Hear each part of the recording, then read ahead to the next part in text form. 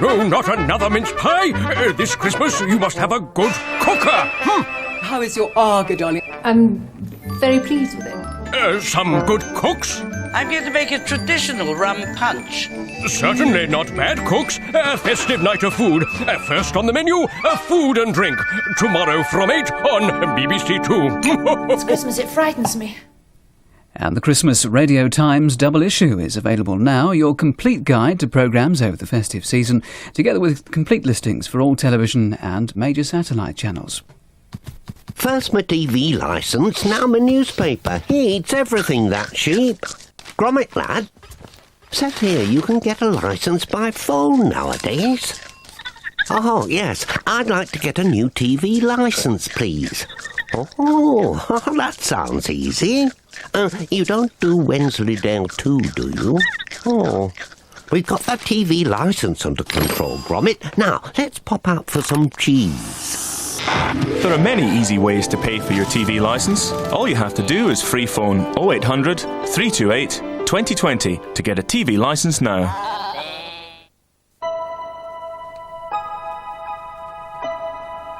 Open all hours, Tenko and Waiting for God, and that's just scratching the surface.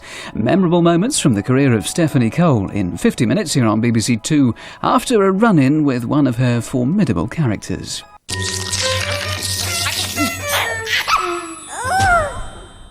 Well, that wasn't so difficult, was it? All you've got to do now is enjoy it. Happy Christmas! When Gary's cooking, you can't afford to miss a minute. You two can dish up a turkey within 4 hours.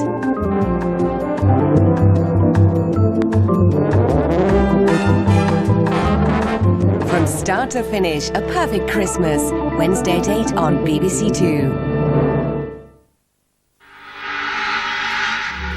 So we've just seen her in action as the outrageous Diana. Now on BBC Two, meet Stephanie Cole. I love your funny face, your sunny, funny face. Though you're no Gloria Swanson, for worlds I'd not replace that sunny, funny face. I always wanted to be an actor. I can't remember a time when I wanted to be anything else. I remember when I was about 5, sitting in the bath pretending to be Donald Duck because I'd been taken to see a lot of Walt Disney things, and I thought perhaps that's what I wanted to be, an animated cartoon. Luckily, I thought better of that. It'll be a change to have a man about the house. My husband, may rest in peace, belonged only marginally to that category. It was a lovely party, Liz. Most enjoyable. Betty? Oh, no, not enjoyable. Awful. Oh, look! Jamie's feeding up old Brenda Cook. Where? I love a party. We know. Well, we met on the first day at the Bristol Old Vic Theatre School, and I was thrilled to bits to find someone who was also a local girl. I mean, Steph was kind of like a sponge. She was there to learn. And I went to the drama school not even knowing who Stanislavski was. Steph certainly knew who Stanislavski was.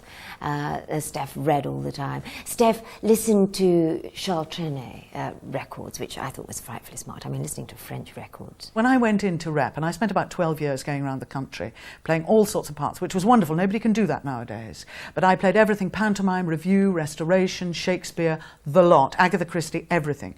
And often I would play much older than myself, and quite often the Chars. Well, when I'd done about 12 years in rep, I looked around and all my peers were doing all sorts of exciting things, and I wasn't. And I'd been told, I remember, at the Vic School by a teacher called Daphne Hurd, who was terrific, Steph, you'll never get anywhere till you're 50. Well, she was jolly nearly right.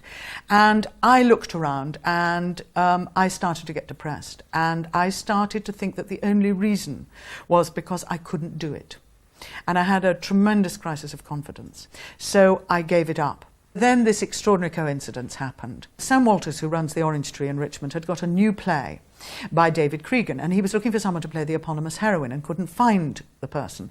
And someone said, well, what about Stephanie Cole? And that was the start of what I consider to be my second career, because all of a sudden people discovered, now, Steph, you're going to have to lose weight for the series. And I said, yes, I appreciate that. And he said, it shouldn't be any trouble for you. And I said, oh no, I said, lying. And he said, I mean, what are you now, about 9 stone? Well, I hadn't been 9 stone since I was about 15, but I lied and said yes. We all got on splendidly, actually. And we had quite a lot of scenes together, Steph and I, as the doctor, and I was, you know, the old lady of it, so to speak. And we became great. She's very strong as an actress. And as a person, too, she's had a tough life and come through it. And she has a great sense of humour and a great giggler. I mean, you know, serious, we're both fairly sort of serious people, I suppose, in a way, but we both enjoy the same jokes, I must say.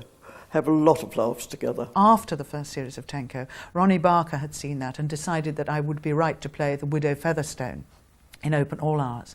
So at one point in the morning I was rehearsing Open All Hours, and in the afternoon I was rehearsing Tenko, and they actually went out together. Ow, I'm sorry, my head keeps hitting your umbrella. Where are your trousers? That's what I was trying to tell you. Give away. What possible interest could there be for me in your trousers? Well, no, please. No, I can explain this. I remember once being in my local supermarket, and I was aware that there was a lady following me around, and she'd obviously recognised me because this was happening more and more often. And she came up to me, and I live in an area of London which has a very large Jewish refugee population, and she said, excuse me, are you the lady from Tenko? So I said, yes, I am. And she said, oh, it's a beautiful series, it's so moving, it's lovely. And I said, well, thank you very much, you see. And then she said, and are you in that scene with Ronnie Barker? And I said, yes, I am. And she said, oh dear, do you need the money? I never waste my money. We've got a lot in common. You're the only other one I know with a wonderful non-spending way about you. Oh, it's just a mask. Oh, you don't have to be modest. Not with me. Not with Delphine Featherstone, who's always admired every move you've never made. Yes, well, Mrs. Featherstone... Call me Delphine. Delphine? We've got some tinned fruit, call that, somewhere. Then came a series called Bit of Ado, and I'd worked with the director before, and we amassed for the first read-through. And I could see David Reynolds eyeing me across the room, and I thought, I know what he's going to ask me. He's going to ask me if I mind going blonde. And about 5 minutes later, he came over and said, Steph, I've got a great favour to ask you. And I said, it's okay, I'll go blonde. I've always wanted to go blonde. It's going to be lovely having you working for us, Ted. Lovely. Oh, thanks. No, I mean it is. It's going to be lovely. Thanks. I mean, all right. He said we'd be bankrupt by Christmas, but that's forgiven. Thanks. OK. He called us freaky, creaky, nut cutler folk, but that's forgotten because... And this is the point. It's going to be lovely having you working for us. Thanks. If you had a stubborn, opinionated sod. Stephanie was playing the wife of Tim Wilton in this, where they took it in turns at various do's and functions. One would drink and the other one wouldn't. Over 30 years together and we still love each other. But the driving is important too. I mean, take today, I can't not get drunk because I'm not. But have a bit too much knowing you're driving. I thought you were driving. What? Oh dear. I think the system's broken down. Well, because I thought you were driving. I've had, well, not too much, but a bit too much. I mean, I wouldn't describe myself as drunk exactly, more... Totally plastered. Yes. In one particular episode, she had to come along as a green pepper because it was a fancy dress do with her and Tim Wilton, both with this costume that was beautifully done by the wardrobe, and the makeup, they had to have green makeup. But it was the only time I saw Stephanie get ratty because she was stuck there in this sort of hole with this green pepper, and she had to be fed with a straw with liquid, and she had to take the whole lot off to go to the loo, but she was there stuck all day, and we tried to send her up and joke her, but we realised that she didn't find it funny at all, and she was there saying, no, yes. What are you, set of traffic lights? Peppers. You are? Red, green and yellow peppers. Oh. Symbolise our vegetarian restaurant. Oh, I see. You're advertising your business even at my farewell, do I? No room for shrinking violets in business, Ted. Oh, lovely, look. Liz and Rita have both come dressed as Queen Elizabeth. Betty, Nitty. I'd worked many times for a wonderful producer called Innes Lloyd, now sadly dead. And he gave me sort of larger and larger parts over the years, and he would never go through my agent. And one day he rang me up and he said, Steph, I've got a play by Alan Bennett I'd like you to look at. And I'd done a couple of things by Alan. And I said, oh, lovely. He said, I'll send it over to you. So it was biked over, and I took the envelope. It's a rather slim envelope. I opened it, and all it said was, I hope you like it, love, Innes. And I opened the script, and it, Talking Heads by Alan Bennett, soldiering on. Muriel. And she started to talk, and I thought, oh, this is good stuff, you see. And I turned the page, and I thought, oh, she goes on a bit. I wonder where I come on.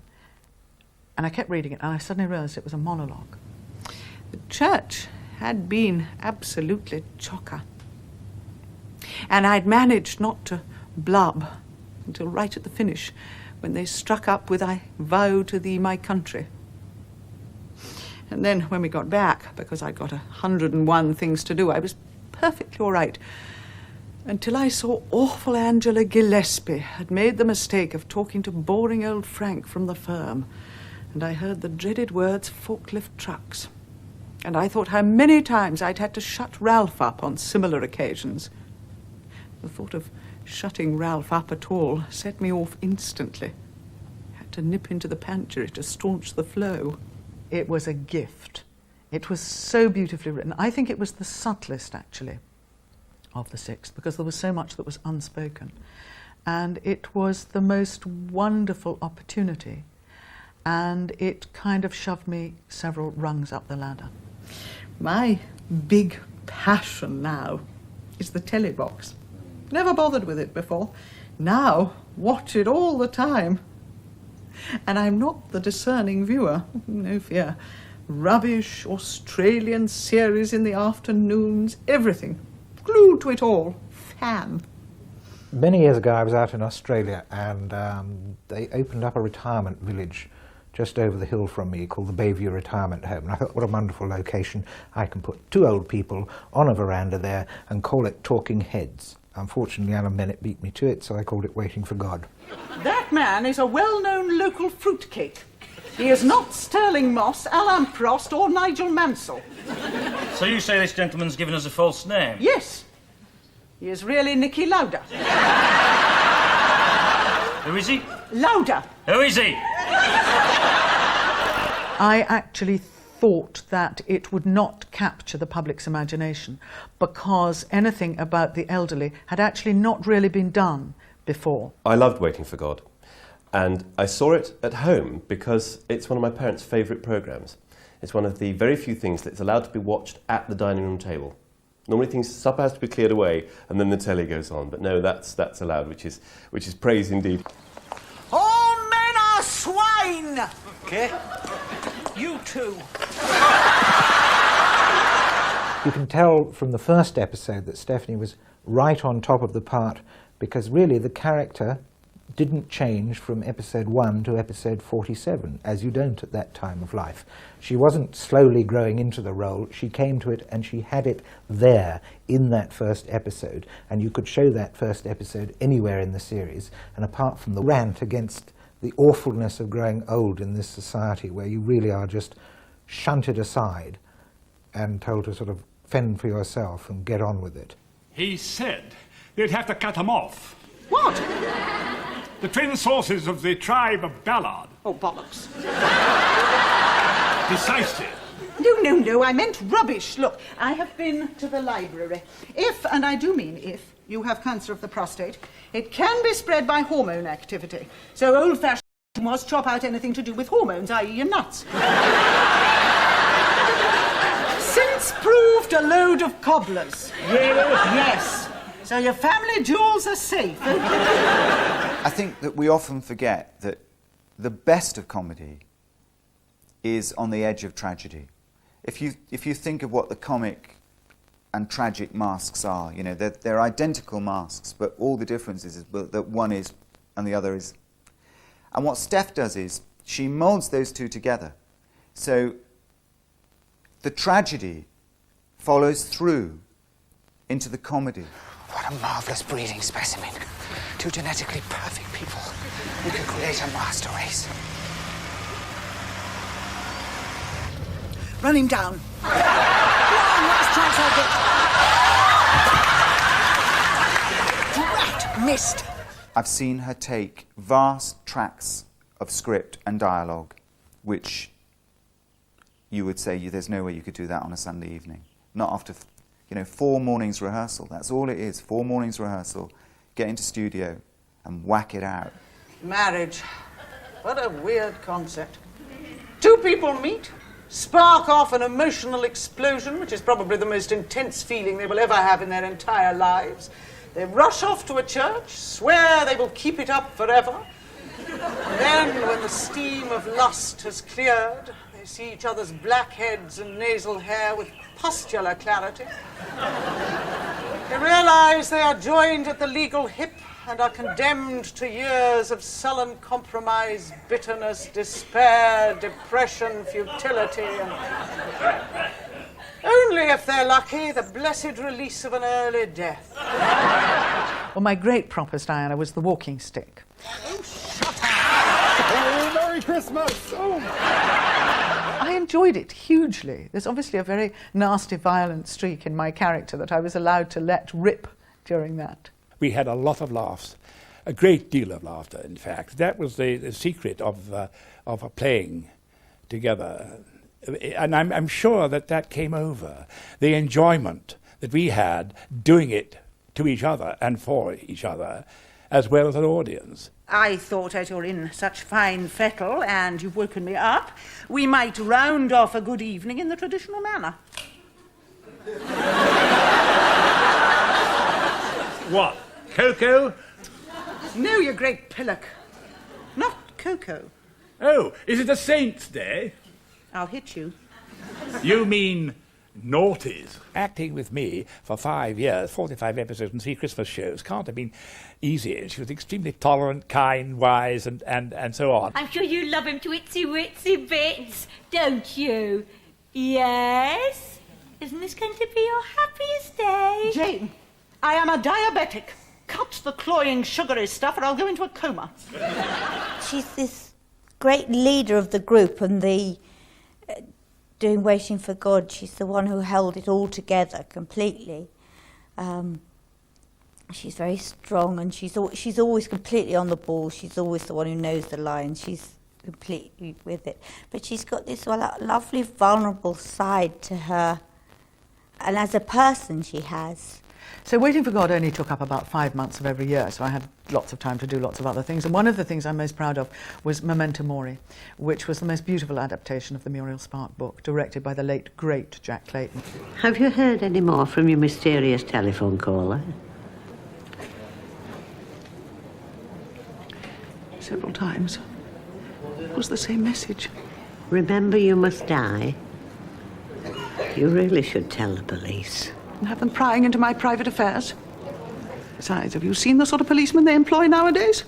Not even sure some of them are entirely white. I had to play Michael Horton's sister, and I was a good 30 years younger than him, and I remember going to see Jack and talking about it and saying to him, there's no point in casting me because I'm far too young.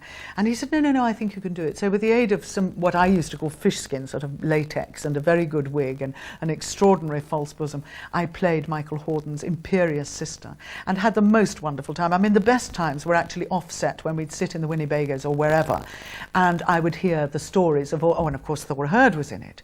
So I would hear all these glorious old actors' stories. I'm sure I've seen that woman somewhere. Perhaps. She used to sell newspapers at the Elephant and Castle. I have never been to the Elephant and Castle in my life. No, but you were a prison visitor for many years, Dame Letty. What do you mean? Oh, surely they don't allow people like that This in is here. the National Health Hospital. Well, that's no excuse. I'm afraid I'm going to have to cut them out of my will. She's been through all the repertory hurdles, but they haven't left her without a a respect and indeed a search for the truth in the character. You find that wonderfully in Keeping Mum, it seems to me. A terribly difficult tightrope to tread, and lots of comic opportunities, but you always believe the woman underneath it. Wow, this is cosy, isn't it? Excuse me, dear. Yes? We don't know who you are. Oh, that's all right, I know. Would you like to sit down? Yes, but, who are you? Well, you can call me Peggy. Hello, Peggy. Hello. And this is my friend, where did you meet up with Norma? Oh, I think we were at school together. Was it at the tea room? No, it was a proper school. I don't like doing Joey comedy. That's to say where it's all laughs and people falling down and tiddly. I like actually to do things that are a mixture, like a great Christmas cake, of both laughter and tears. And I also like doing things which deal with subjects which talk to people, just ordinary people. St. David said, remember the little things. And it always seems to me to be the little things that make up what life is all about. Mum, you're not going to need the golf clubs. What? No, nothing to do with golf. No. Well, I'll tell you later. Okay, bye. Listen, Mum, you're not taking the clubs. Why not? Well, you don't need them. How do you know what I need? Well, you can't play golf. You don't know that. I don't know whether I can play golf or not, so how do you know?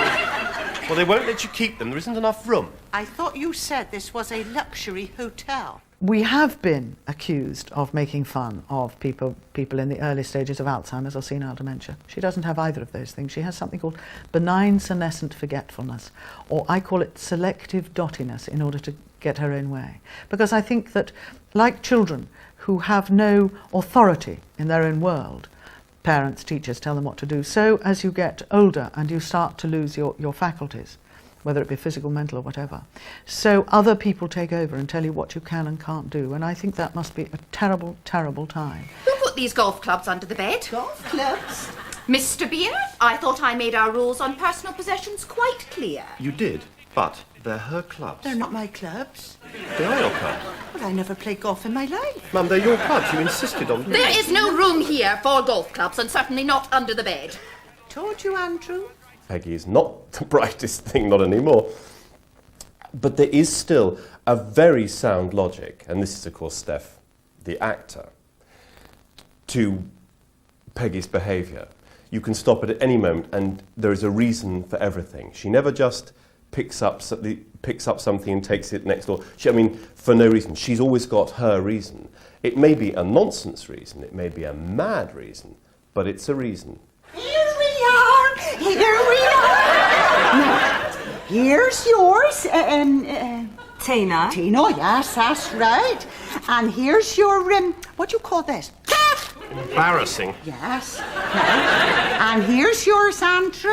Now, everybody, put them on. She allows me to be a child again, to be silly, to be mischievous, sometimes downright devious, and to enjoy life and to play the now, which I think is the most important thing in life anyway. It is the most important thing in acting. One of my favourite scenes in the whole thing, and a lasting memory for me, will be of Peggy having organised a surprise birthday party for Richard.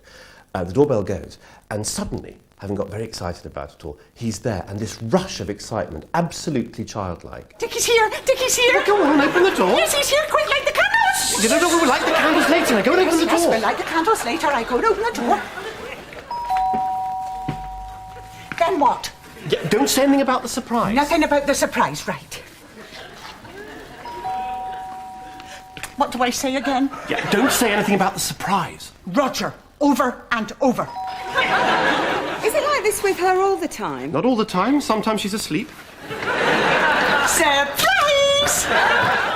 She understands script. She knows why every line is there, why every word is in every line to set up a gag. She has a great sense of rhythm, which again comes from her love of poetry, I'm sure, which is just an eye-opener. We therefore commit his body to the ground.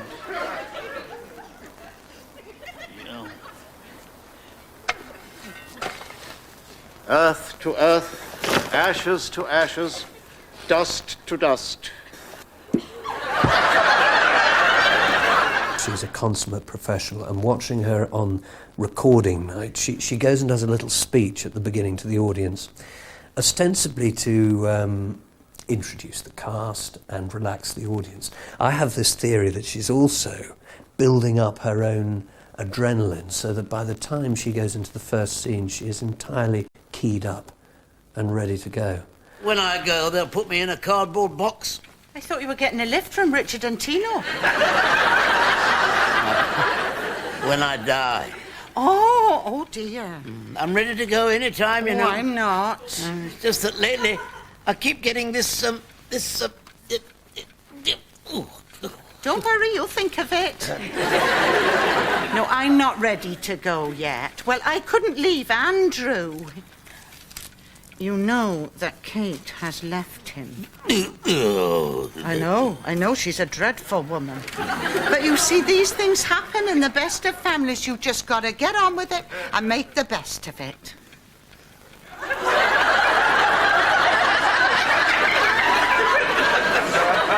One of the images she uses is of a washing line, which is the through line of what the character's about and what they want, what their objectives are through the thing. And then all the little details are all the little things that you're going to hang on the line as you go. And she spends the week just hanging more and more things on the line, more little details. Andrew! Yes, Mum? I'm afraid I got some bad news. Your uncle is dead. At last it sinks in.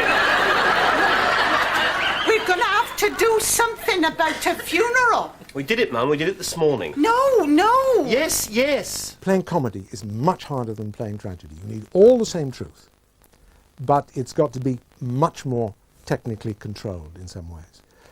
When we were taught by Duncan Ross at drama school, we were both taught by him. He said you've got to have the truth inside you and the actor outside controlling that, and the person outside that finding the balance between the two. And Steph does that quite brilliantly. I can't play comedy. She plays comedy as though it was a doddle, and she's brilliant at it. I tell you how difficult it is. I think it was Molière who was asked on his deathbed what it's like dying. He said it's almost as difficult as playing comedy. Mum, what's that string for? Well, this is what you do when someone dies. You tie their toes together. You're too late, Mum. Uncle William is buried. Oh, no, not William. No, I'm talking about the other one in there. Uncle Tom. I'm sure he doesn't want his toes tied. What's happened to him? Well, he's dead. He's not moving. No, well, he's dead. People don't just die like that. Oh, what do they do, Tina? Make an announcement? I think one of the things that makes Steph such a good actress is she is prepared to use the two contrasting sides of her personality, which are strength, quite indomitable, and at the same time, as I think she would agree, there is a vulnerable side as well. I spy my little eye. Something beginning with... something beginning with... R. Rain! No, something else. I don't think you get a fusion of Steph in her characters. Plainly, you'll get some traits will come to the fore depending on who she's playing. But because one can't divorce an actress's appearance or voice or whatever it is from the character she's playing, and sometimes they hit it off. But it's always seemed to me that she's picked up a new piece of paper and drawn a new character. What, does everyone give up? Yes! Raindrops.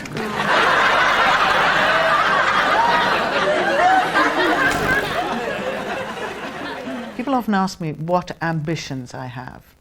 What part would you like to play? I have to say I have no desire, having spent so many of those early years doing, you know, restoration and Shakespeare and so on and so forth, all of which I love doing. But I love now new work, so that it's rather like a beach first thing in the morning when no one else has walked on the sand. That's what I like, that's what excites me. Tom! What? Drown yourself. Harvey! Help! He's drowning! Help! God, how selfish! But where's Jane? Jane! Just hang on, Tom. Jane will save you. Save him yourself, you bloody pimp! Yes, quick!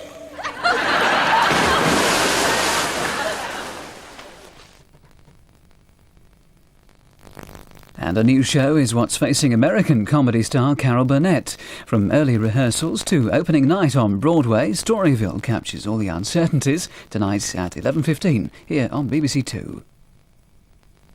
How am I going to live until the bank opens? And I need money. Now listen to me. I beg of you not to do this thing. How much do you need? Hey! This Christmas, think of everything going wrong. Have a good cry. And imagine having never been born. This is a chance of a lifetime. Only BBC Two can make you feel this good this Christmas. It's a Wonderful Life. Christmas Eve at 6:35 on BBC Two.